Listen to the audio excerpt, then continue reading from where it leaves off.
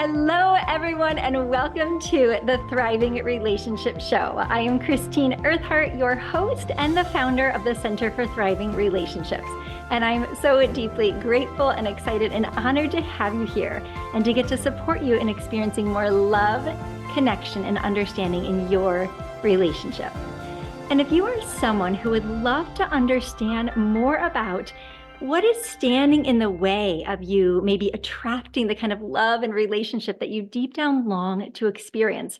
Or maybe that you're curious about what's standing in the way in your relationship that you're in right now of getting to experience the kind of connection and love that you're longing for. If that resonates with you, you are in the perfect place. And I am so thrilled to get to introduce you to today's guest, Liesel Rigsby. Liesel is an intuitive relationship coach known for her ability to energetically see what women need to shift in order to build a life of deeply fulfilling and lasting love. For the past 15 years, Liesel has helped women from all walks of life, CEOs, therapists, homemakers, lawyers, life coaches, healers, divorced moms, elders, and more from all over the world to create loving, connected relationships. Since 2011, she's been running the internationally renowned Soulmate School. I love the name of that, including foundational programs designed to help women fall in love with themselves, clear their energetic blocks to divine partnership, stand in their sovereignty, and create lasting love. Liesel supports women in finding love through her online courses, group and private coaching, live events, and public speaking. She loves to travel, write songs, and spend time in nature with her husband of 20 years and their teenage daughter. Welcome, Liesel. I'm so grateful to have you here, and I'll just share with those tuning in.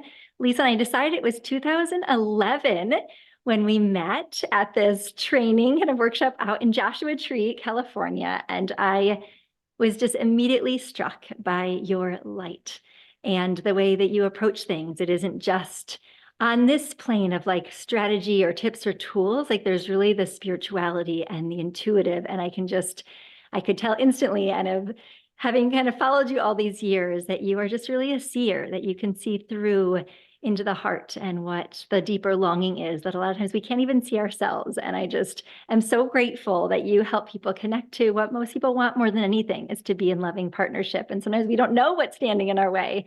And so to have a loving guide like you that shines a flashlight and kind of opens up that possibility for people to experience that is just a profound gift. And I'm so grateful to have you here and to get to connect with you. Oh, I'm so happy to connect with you again. And I remember actually that when meeting you and your light, noticing your light and your sparkle and your brightness. So the feeling is very mutual. Thank you so much, Liesel. Well, let's hear more about your story. It's always so fun to hear like those different things that inspired us and kind of guide us on our way. So you've devoted your life to really helping people around love and relationships. And what inspired you to do so? Well, it was mostly my own dysfunction in relationship that led me here. So I was really good at morphing and changing and being what I thought my current partner would want me to be. So like in high school, my boyfriend played baseball, so I just became this sort of like, I'm really interested in baseball and I'm a jock girl now, and I'm like following the team around. And then the next boyfriend was a surfer, so then I just totally morphed and became a surfer girl. And then grunge rocker came in, and I dyed my hair burgundy and got some Doc Martens, and then started dating a sailor and put on white pants, went back to being blonde at yacht club. So I just really didn't know who I was, and it was sort of like, did you see that movie Runaway Bride? Like she would just sort of morph. Yeah. That was me. Like I was just that woman who didn't really have that sense of self, and I really thought that my inherent value came from being in partnership.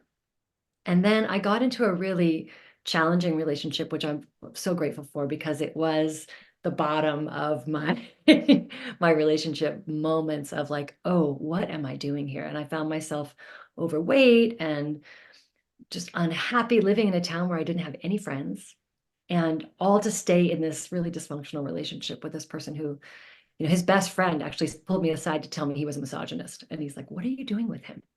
And so we broke up, and I took some self-inventory. I was like, what? I'm the common denominator here. in all of this challenge. So I really took some time to do some deep inner work and uncover my childhood patterns and my vulnerabilities and my energetic blocks and my unconscious blocks, and really dug in and did the deep inner work, and then called in my amazing husband, who was so different than anyone I'd ever dated and was already on a spiritual path. And we'd actually known each other in our early 20s and had little crushes on each other, and then came back around like 10 years later, after we both had done our work, which was so beautiful and perfect. And then I was doing intuitive work and healing, hands-on healing work, and I realized that everybody that was coming to me for partnership, and that just evolved and opened into me beginning this coaching practice of what were my steps that I did to get to the place of being able to attract a really healthy partner? And then what was I doing? How was I helping my clients to get there?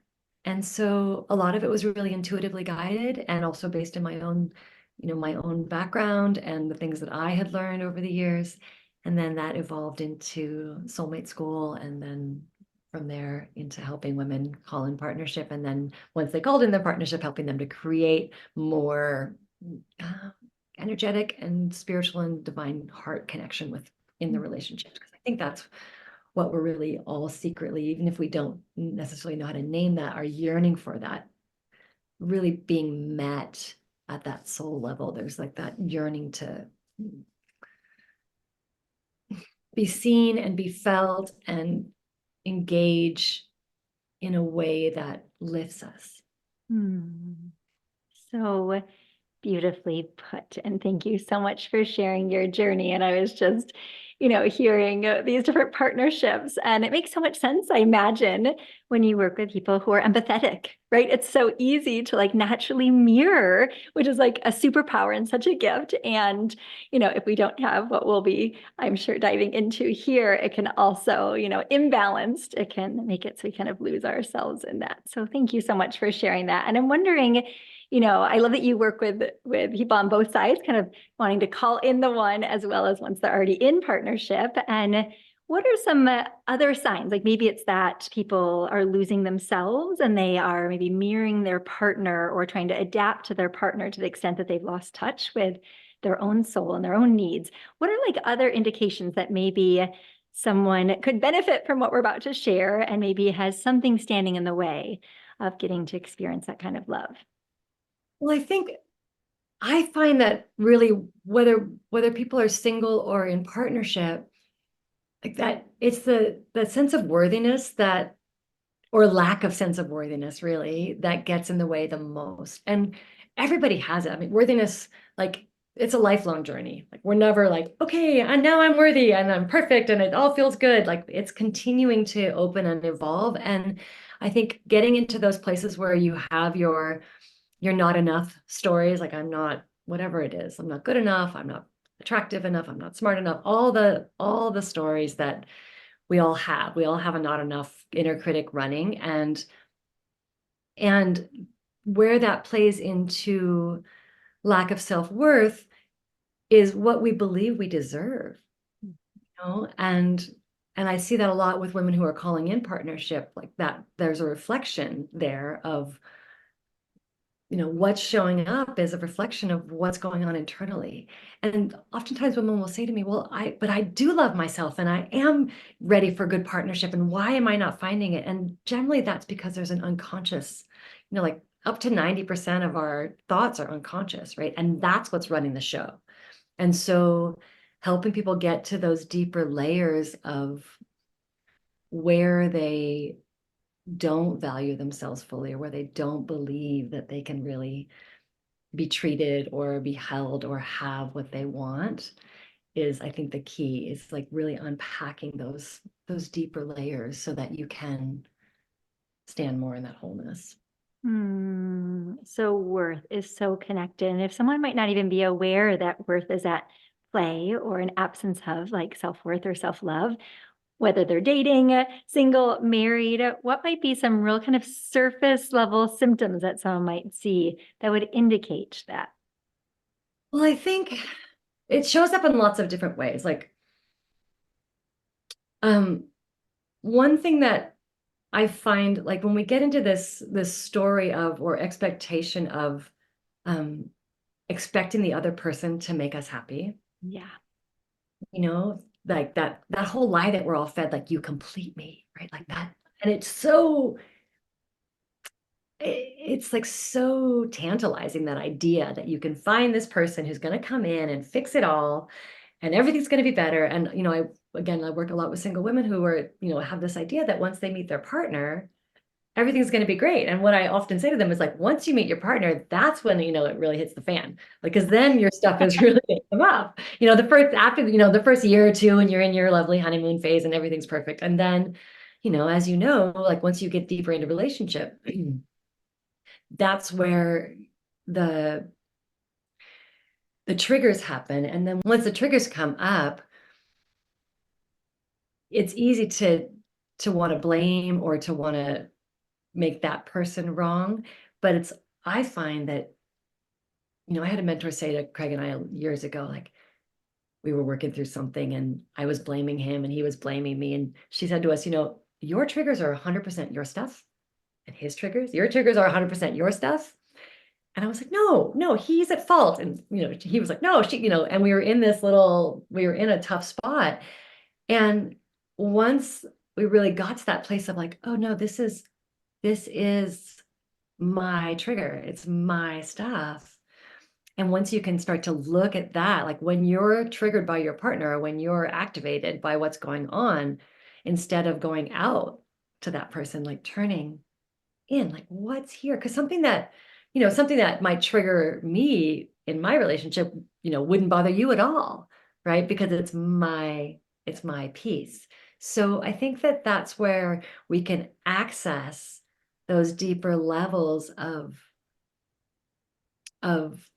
knowing where our vulnerabilities lie, is what triggers me. And I like to have people, I'll just often say, like, when you're triggered by your partner, or when you're triggered by what's showing up in your love life, like where do you feel that in your body? And can you go in and be present with that and just let yourself slow down enough, settle your nervous system enough to feel what's there? Because there's so much information when we get slow and we can pause and we can say, okay, I'm activated, which means there's something in here that's got some wisdom for me. Mhm. So I think that that's the way in, is when we're triggered, when we're activated, when we're annoyed, when we're upset. And then, of course, this is, if the situation is abusive or, really out of line, then this is not apply. This is really within like the dynamics of, healthy interaction. Absolutely. What a beautiful process to let relationships be that mirror for us. And I so appreciate you kind of naming that myth, that kind of story that is so commonplace, is looking for someone to complete us. And what I hear you saying is like how important it is just to self-source, our own sense of love, our own sense of wisdom, rather than just looking to the other person, which doesn't get us very far. And we're just in blame or wanting to, like, everything be better if you would just change. So and you and your sweetie, I just want to acknowledge you. You are such a beautiful couple, and it just emanates that the two of you have done your deep work together, that what you've created is possible because of that. And it is work, it's not like I find the right guy and now it's all just easy, easy sailing. And I think that we've been sold that. I was just listening to my daughter's Spotify the other day, and like half of the songs are like, you're the one and now it's all better, or you're the one that's gonna, or you're gone and now my life is over. And, it's just such deep programming. And I think once we can, there's that lovely Hildebrand quote where it's like the temples of the pillar, what is it? The pillars of the temple stand apart and the oak and the cypress, don't grow in each other's shadow. So it's like we're two whole beings coming together to create relationship that's a separate energy altogether. And it has to be fed. Like that has to be fed. If we collapse into each other and we just think like, okay, you're the one and now I'm set and we're all good, and you're gonna be the thing that fixes everything for me. just, it will eventually crumble. Yeah. So much pain, so much pain. And like it's devastating and disappointing and confusing. And so, yes, I love what you're saying. And are there any other myths that you found are sort of harmful, whether it's in someone's like looking for a relationship or whether they're already in one that creates a sort of paradigm that just sets people up for, disappointment or pain? I mean, again, I think that the idea that, people will often say to my husband and I, like, you guys are so happy together, like you got lucky, right? There's like this luckiness Right. in Yeah. when you find the right person, or not, like that there's this like sort of magic realm that some people find their soulmate and then it's all just luck. And again, like what we were just saying, like there is a myth that if it's right, it's easy. Yes. Yes. And that's just not true. It's not true, because I think that the purpose of relationship is growth, our own Mhm. growth. That's one of the main, what I see as the main purpose of relationship, whether you're seeking it or whether you're in it. And so it's the opportunity then to have that mirror, to dive in and say, okay, where can I take more responsibility for myself? Where can I actively participate in making this more beautiful, healthier, more vibrant, more loving? And again, that's like when you have the idea of the two, I think it was Neil Donald Walsh when I first heard this idea, where it's like two whole beings, and then the relationship is its own thing, separate. It's not, Right. it's not Yeah. two beings coming together to make a whole. It's two whole beings and creating a third. Mhm. And then it has to be fed. Mhm. It has to be nourished. It has to be worked at. It has to be cultivated, and so often I see couples kind of sit back like, well, he's not making me happy anymore. She's not making me happy anymore, and then they kind of get resentful. And I do believe that we have to be in this, like, I'm 100% responsible for myself and showing up. So beautifully put. Thank you for sharing that. And I just want to highlight that for everyone. I mean, these painful myths of that it's just about finding someone who's going to complete us, or that, it's about getting lucky, finding our soulmate. And then once we do, it's going to be easy. And so if it isn't easy, it means that we're with the wrong person or somebody else that's in a thriving relationship or one that seems healthy. It's because like they just lucked out and found the right partner. And yes, all within the context, of course, of a relatively healthy kind of relationship. I think that's just so important. I so appreciate you saying that, and that it's just a continual practice. It isn't that we just like do a bit of growth. I mean, I find with Brett, it's like it is such a living, breathing thing. And I'm so with you. It's its own like entity. Every time two people come together, it's like its own creation that has never existed before, that never will exist again, that needs unique things from us. And it's like getting to know it and continually prioritizing it. So thanks for sharing that. And I would just echo that completely. Brett and I, too, will hear that from people. People will be like, oh, you two just seem like you're so much alike. And Brett and I are so different, actually. And it's like we've created harmony from our differences through trial and error. Like now we're there. And it wasn't from first learning what doesn't work, how our differences can be a source of conflict. It's very much been a very consciously created and nurtured relationship. And so I think that's the best news for everyone, that it's about the person that we're with. If it feels right, we want to choose that there's usually so much more potential there. So yes, yes, yes to all of that. And I just celebrate your commitment to growth and taking responsibility. And like that really is where our freedom and wisdom is. So I am curious, like talking about how it isn't just finding our soulmate, and that's a word, of course, in your Soulmate School, which I love. I just think I remember all of your like branding around that and your design. I just thought was like so charming and so inviting. And so, yeah, what does that like word mean to you?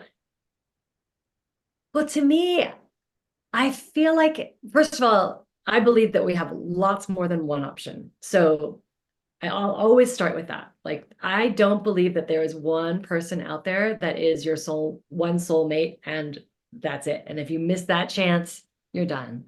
Um, I really feel like there are multiple potentials of people who can match us and mate with us in our soul. So I think that that's a really important distinction. Um, and I do believe like finding, to me, the soulmate is the person that, like I said before, like that allows you to access more of your soul, your divinity, your light. To, I really believe that the true, like the deepest way that we can be in relationship is to use it to connect us to the divine, to use it to connect us to our wholeness, to our fullness, to our like our energetic frequency. And that as we heal and we find the places where our beloved is mirroring to us, oh, there's a wounded place, you know. And it's so funny to me because I feel like, like it's a puzzle piece. I don't know if you find this in your relationship, but I see this with my clients a lot and in my own relationship. It's like here's one person's wound and here's the other person's wound. And they just So perfectly get together so well, the exact trigger, Um, and I find that if we are in a committed partnership where we are both, willing to grow and evolve, that as find those places where you're in that wounding together, and even if one person just starts to heal and flatten out like this place, the dynamic changes. And so I feel like there is an opportunity for more room, for more light in our beings when we do our work, when we do our healing, when we find those wounded places in us, because we all have wounding from childhood. Nobody got out of childhood unscathed. And so as we find those stories and those places within ourselves where we don't feel good enough, and we allow the relationship to show us where those places are, and we bring more freedom within ourselves, then there is this access point that is where our souls are being met with each other. And that's why I think that I have such a solid marriage 20 years in.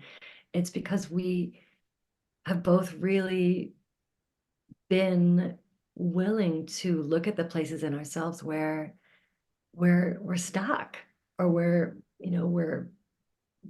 it feels bumpy, or where we feel activated. And as we do, then we have more and more and more connection to our higher selves, to our divine access, to God, to the universe, whatever word works for people. But I really believe that that's what a soulmate is the person that you do your work with.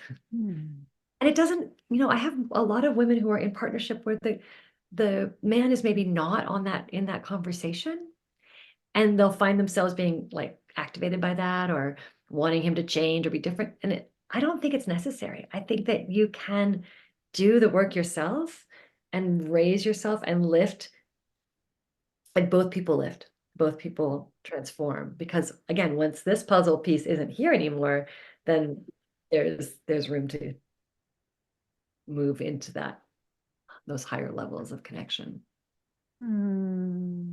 Thanks for sharing that. That is such a lovely kind of definition or description of a soulmate, like someone that helps us access more of our souls, more of our light, more of our own spiritual connection. And I'm so glad that you just mentioned that piece, because I too have heard that from many people over the years, is like a deep longing to maybe have a partner that is as invested and inspired about spiritual growth and the spiritual things. And so it's just such a great little love note that we can really do that. We can be in this soulful partnership because of how we approach it and how we allow it to awaken and evolve our souls.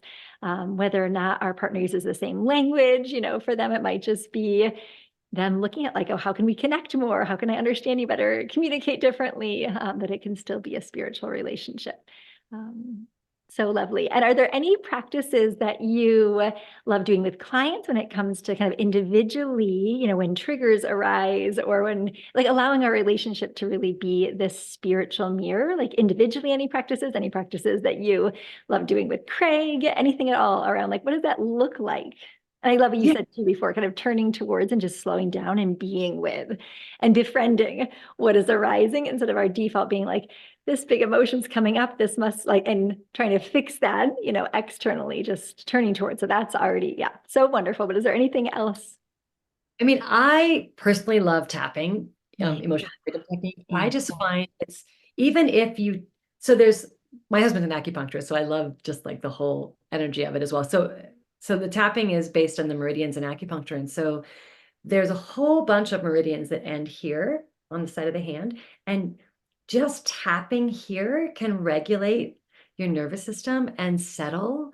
So when there's a trigger going on, just being in like, okay, I'm just going to breathe and just tap here. I mean, there's a whole series of points, and there's plenty of places where you can find more about EFT or tapping online, but just using that to just pause. Like because when the charge is up, it's, the charge is up, and has to, take some training to be like, okay, I'm gonna remove myself from the situation for a moment. I'm gonna regulate. So tapping, I find, is a really great way to regulate when you're feeling activated. And I also feel like one thing that we have done with each other, well, and also I find it's really important to have your own meditation practice or self-reflection practice that where you're building your resource separate from your partner, so that you are resourced, you're caring for yourself, you're nurturing yourself, you are in active spiritual relationship with yourself. Yes. So essential, so that you're coming in full. Again, you're not coming in looking for this person to give you something. You're coming in full. You're coming in as much of your wholeness as you can. So I think that's really important. And I think that, one piece that Craig and I have been using over the years, which I think is really helpful, is, and I teach this to my clients a lot as well, is when there's a trigger, asking each other, like, hey, what are you feeling vulnerable about right now? It's hard to do because, the person, when someone's activated, it's easy to go into reactive response. But if you can pause and respond and not react and be like, hey, I'm noticing that you're slamming the cupboards in the kitchen, and I'm curious, what's the vulnerability that's up right now?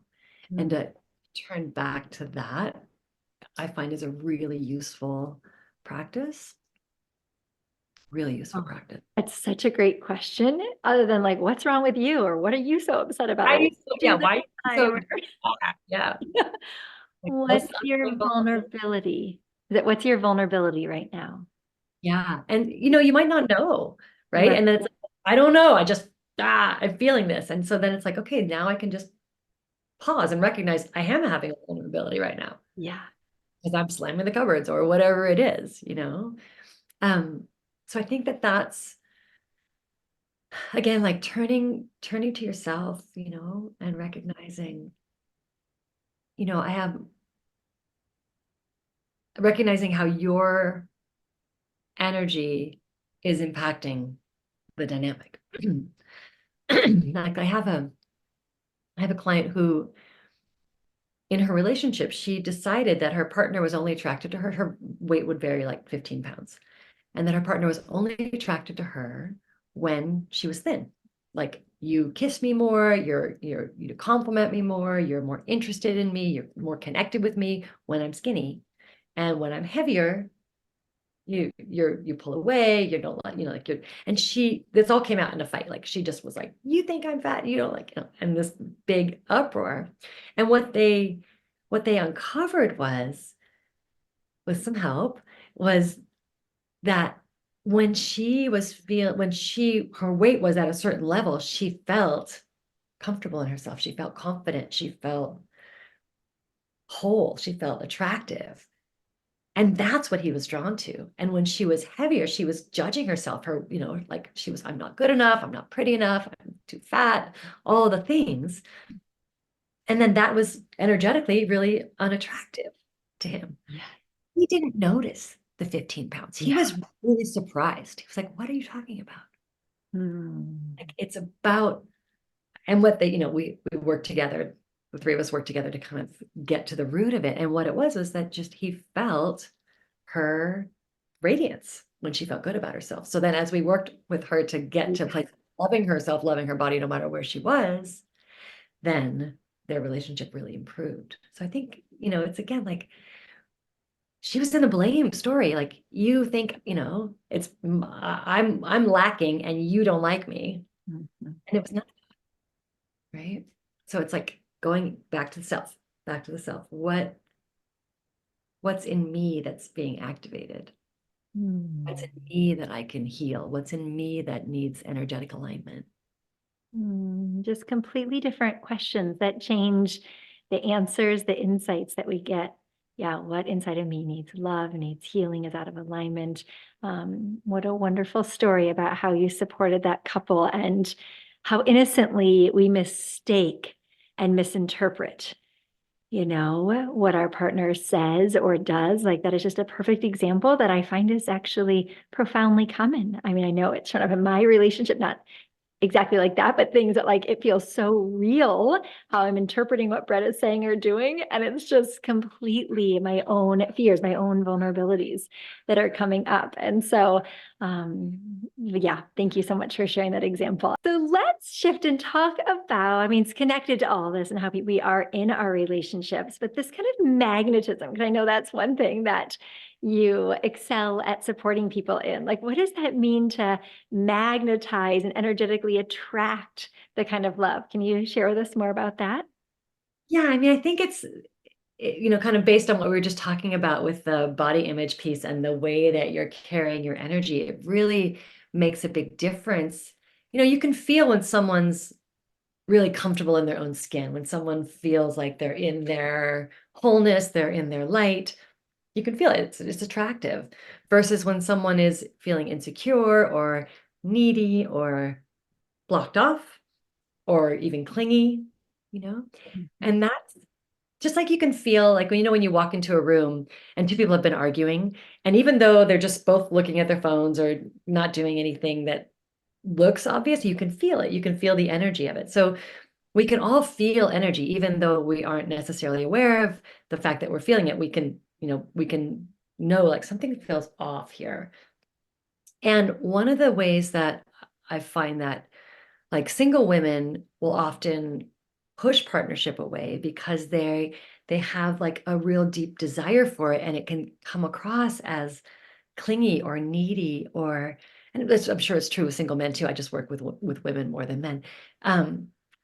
It can come across as like this energetic like pull, like I want this so badly that their energy is out there on that person instead of here. Yeah. you know Yeah. and like I have a client who she is dating someone, and she really is needing him to be like in constant communication, like really like always communicating with her because, and when it boils down to it, it's like, her dad wasn't available and she's got these wounds around the masculine that feel like not safe and not attended to.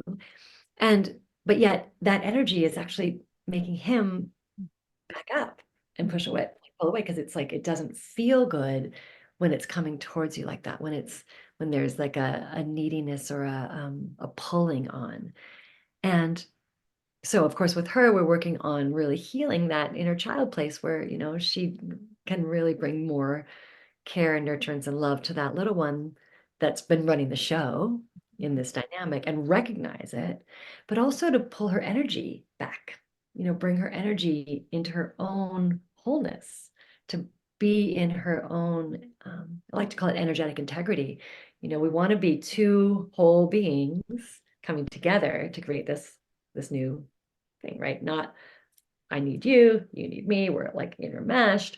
We want to, come into this wholeness place. And so it feels like it's two arenas to me from my vantage point. It's looking at the not enough stories, the lack of worth stories from the more psychological perspective of like, what did I learn in childhood about myself or about relationship? And then also, how am I holding my energy? And that's a very subtle thing, but I think it's really important. It actually really impacts people And I like to teach my clients too how to be in radiance, like how to hold their energy in wholeness and radiance. And I had a woman share with me the other day that she got into that place. She was a ecstatic dance, and she got into that place of being in, like, I was just so in my own energy and my own radiance and my own wholeness.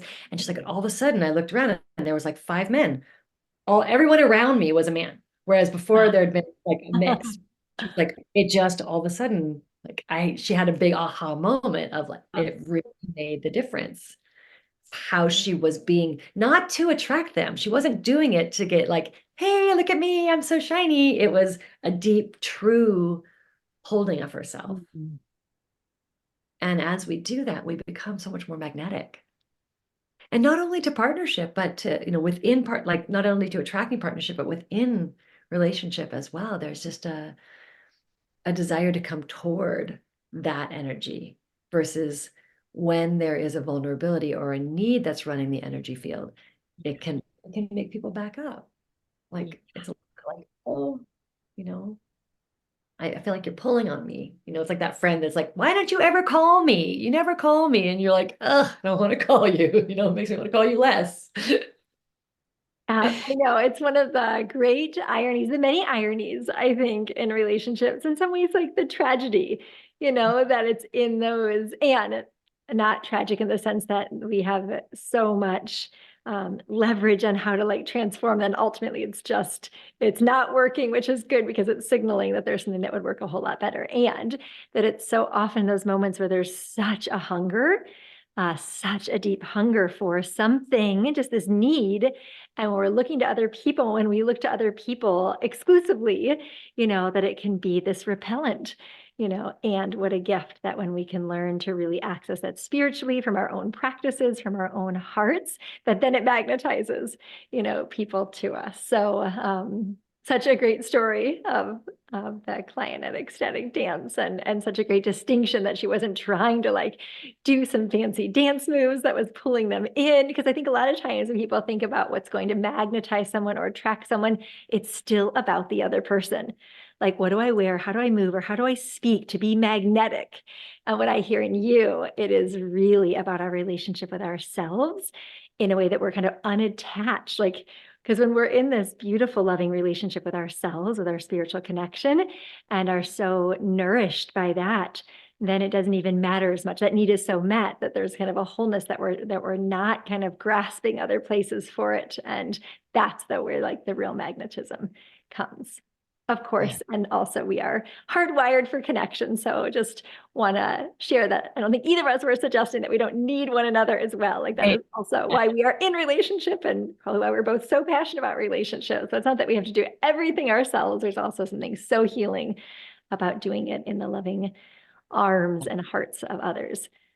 Absolutely. Absolutely. And I think, again, it's not to say that you have no expectation of your partner caring for you or taking care of you even in those needs. It's to be in a place of um, caring for yourself first. It's like Mm. putting on your own oxygen mask first, right? Yeah. Like not turning to that person to be the solution, but Yeah. really, and then you're able to receive. And then usually I find that then that's when the partner wants to give more, Yeah. because Yeah. you have cared for yourselves and Yeah. you've done the things that you can do. Yeah. Then there's an energy of like, oh, I want to hold you in that. Because you can say, I'm feeling really vulnerable about this particular piece. And when I can do that with my partner, if I can say, like, I'm feeling really vulnerable in this, and I need this, I need you to hold me in this way, or to speak to me in this way, or whatever it might be. That's so different than me, slamming around the kitchen and just wanting him to come in and fix it. Yeah. And so I think that that is a really important piece, that we do need connection. It is, it's as old as time, like the heart yearning for that connection. And the more you do your own inner work, and this is, my own experience, of course, like when I look at my relationships before I'd worked on myself, and then after, it's like the night and day. So the more you do your own inner work, and really do that deep dive healing, the better it's going to be, all the way around. Mm. Big cheers to that. Yes, yes, yes. Yeah. One analogy I love to use is like kind of our main entree, like letting that be, our own healing, our own growth, our own practices. And then like dessert or the sprinkles that like, okay, we could do without dessert, but oh, doesn't dessert make life so much yummier? So Liesel, you are such a gift. I'm so grateful to have you here. And I know one of your magical gifts and superpowers is kind of facilitating meditations and processes. And I'm wondering if you are inspired to share a little something for people to really put into practice these different concepts that you share so exquisitely. And I imagine people are kind of having the felt experience just hearing you because you speak so much from your heart. And if you'd like to guide us through something, I just want to welcome you to do so. I'd love to. That would be great. Okay, so what I'll ask you to do is if you're comfortable closing your eyes, go ahead and close your eyes. If you're, of course, if you're driving, don't do this meditation, do it later. But just if you feel comfortable with closing your eyes, it really helps to go inward a little bit. And then just bring your awareness to your breath. And just notice what's here right now, how you're feeling. If you've gotten activated by this conversation, if it's brought up curiosity. And then bring your awareness to your legs, to your hips, to your feet. And just imagine growing roots like a tree down into the earth. And this grounds you into the present moment, into your body, this visualization. And if you have a hard time visualizing, just intend. Just intend that I'm growing roots into the earth.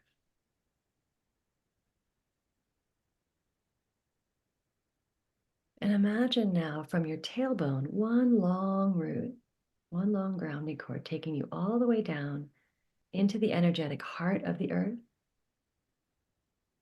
And I like to imagine a big, beautiful crystal there or a boulder, something heavy and big that you can plug into like a seatbelt.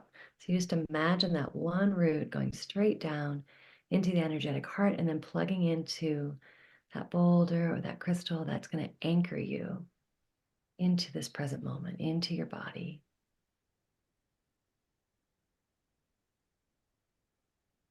Good. And then keeping that really deeply anchored, bring your awareness to the crown of your head. And I want you to imagine a star in the night sky. And that star represents the heart of the divine, the heart of the universe, the heart of God, the heart of the all, whatever word is most resonant for you. And I want you to envision unconditional love pouring down like golden light from that star into the crown of your head and through the midline of your body, all the way down to that grounding in the tailbone, and connecting those two energies so that you are connected to the heart of the earth and you are connected to the heart of the divine at the same time.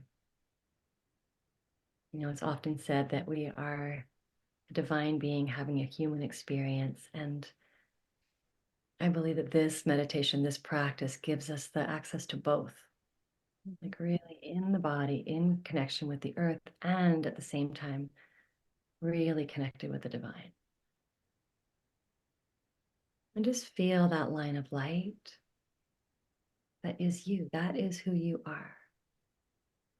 This is your wholeness in energetic form. Everybody has this. Everyone is worthy of this. There is not a single being on this planet who's not worthy of this divine love and this connection.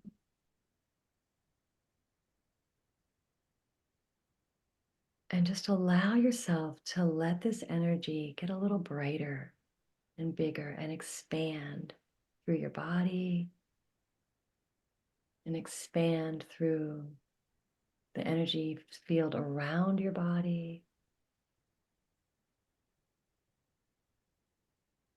And just ask for your own wisdom to connect you with your wholeness. Just simply ask, I want to feel my wholeness. Show me my wholeness.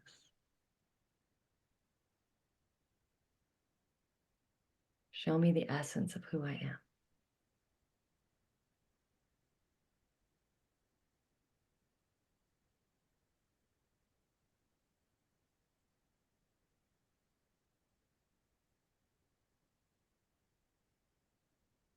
And you might start to feel a little bit of sensation with that, or you might see color or feel a little tingling.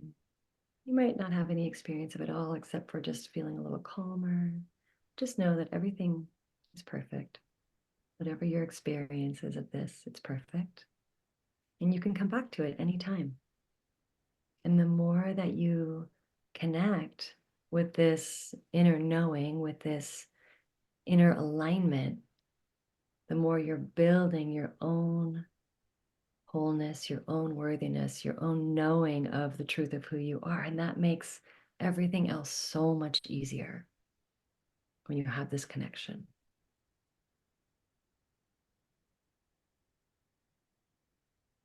And then I want you to imagine either your current partner or a potential partner just a bit across from you. And again, if it's a potential partner, you don't need to have a face there, but just imagine another being across from you in this same energy, in this same vertical alignment, in this same wholeness. Reflecting that back to you while you reflect it back to them.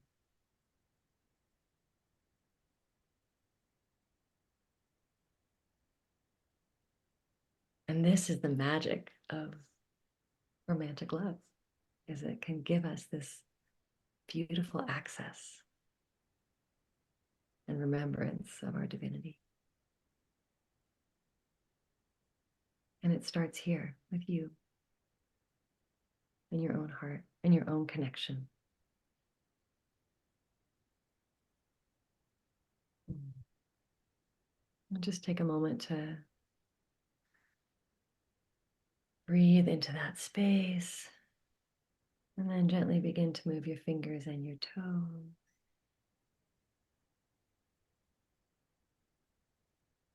And then bring your awareness, keeping your connection there. Just see if you can hold on to that connection while you open your eyes.